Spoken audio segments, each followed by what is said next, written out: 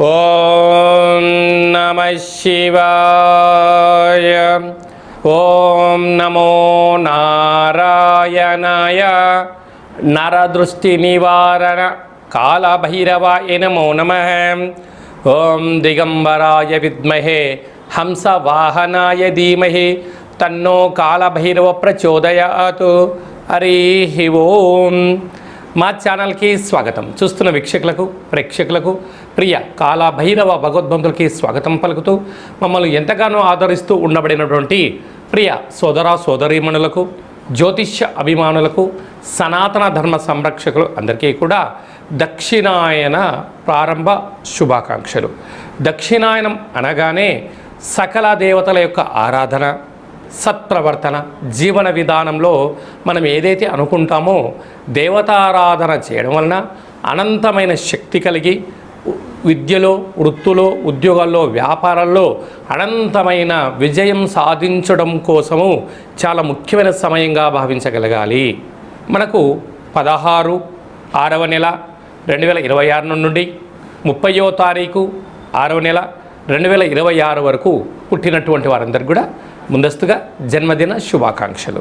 గతంలో వివాహం చేసుకున్న వారికి వివాహ వార్షికోత్సవ శుభాకాంక్షలు. ద్వాదశ రాశుల్లోని గ్రహ గమనాల్ని ఓసారి పరీక్షిద్దాం. మేషరాశిలో కుజుడు స్వక్షత్రకారకుడు, మిథున రాశిలో బుధాదిత్య రాజయోగం, రవి మరియు బుధుడు స్వక్షత్రకారకుడు, కర్కాటక రాశిలో 12 సంవత్సరాల తర్వాత దేవగురు బృహస్పతి ఉచ్చస్థితి సంచార స్థితి మరియు శుక్ర సంచార స్థితి, సింహరాశిలో కేతు సంచార స్థితి, కుంభరాశిలో రాహు సంచార స్థితి, మీనరాశిలో విశేషంగా శని భగవానుని సంచార స్థితితో ద్వాదశ రాశుల్లో గ్రహ గమనాలు ఈ విధంగా ఉన్నాయి.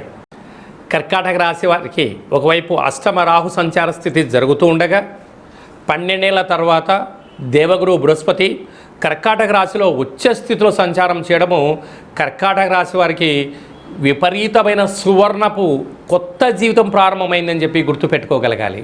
కర్కాటక రాశిలో ఏ నక్షత్రాలు వస్తాయనగా పునర్వసు నక్షత్రంలోని చివరి పాదం 4వ పాదము, పుష్యమి నక్షత్రంలో 4 పాదాలు, ఆశ్లేష నక్షత్రం 4 పాదాలు కలిపితే కర్కాటక రాశి. రాశాధిపతి చంద్రభగవానుడు.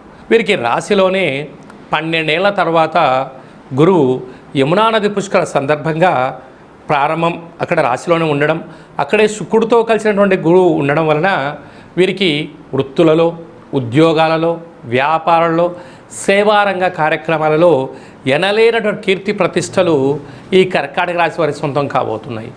కాకపోతే ఆధ్యాత్మికత, సత్ప్రవర్తన, వేలకు తిండి, వేలకు ఆహారము, కొత్త విషయాలు నేర్చుకోగలిగినట్లయితే మీకన్నా అదృష్టవంతులు ఎవరు లేరు అని చెప్పి గమనించగలగాలి.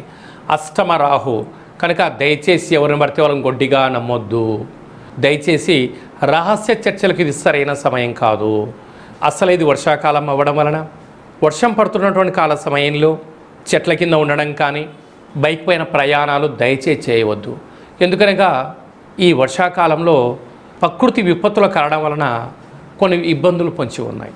భాగ్యస్థానంలో శని భగవానుడు జలరాశిలో సంచారం చేయడం వలన ప్రేమికులు చాలా జాగ్రత్తగా ఉండాలి. భార్యాభర్తల మధ్య నమ్మకం జీవితమే విధానంగా ఉండగలగాలి.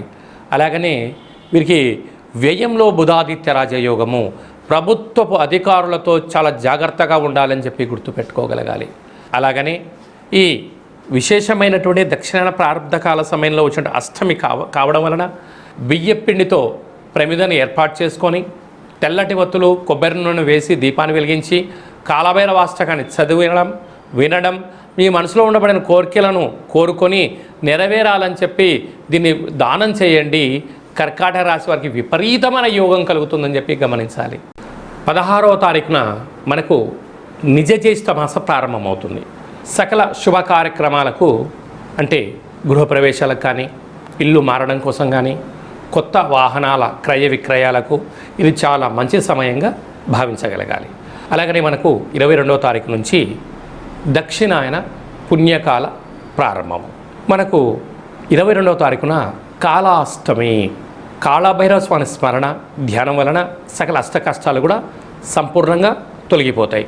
27వ తారీఖున శనివారం రోజు శని త్రయోదశి, శని భగవాన్ యొక్క స్మరణ ధ్యానం వలన అఖండమైనటువంటి అష్ట కష్టాలన్నీ తొలగిపోయి అష్ట ఐశ్వర్యాలతో భోగభాగ్యాలతో ఏకచక్రే మహాభోగి యోగతత్వము కలుగుతుందని చెప్పి కూడా గమనించాలి.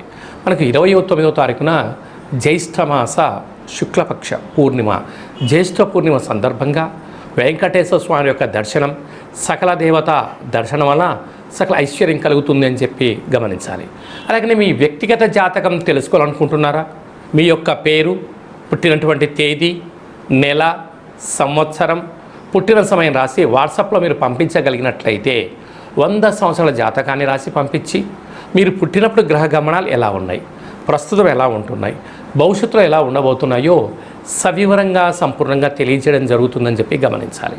డేటా బర్త్లో లేనటువంటి వారు పేరు యొక్క మొదటి అక్షరాన్ని అనుసరిస్తూ రాశిని తెలియచేస్తూ గవళ ద్వారా అనగా రమణ శాస్త్రం ద్వారా కాళభైరవ ఉపాసన చేత భూత భవిష్యత్ వర్తమానాన్ని తెలియజేయడం జరుగుతుందని చెప్పి గమనించాలి.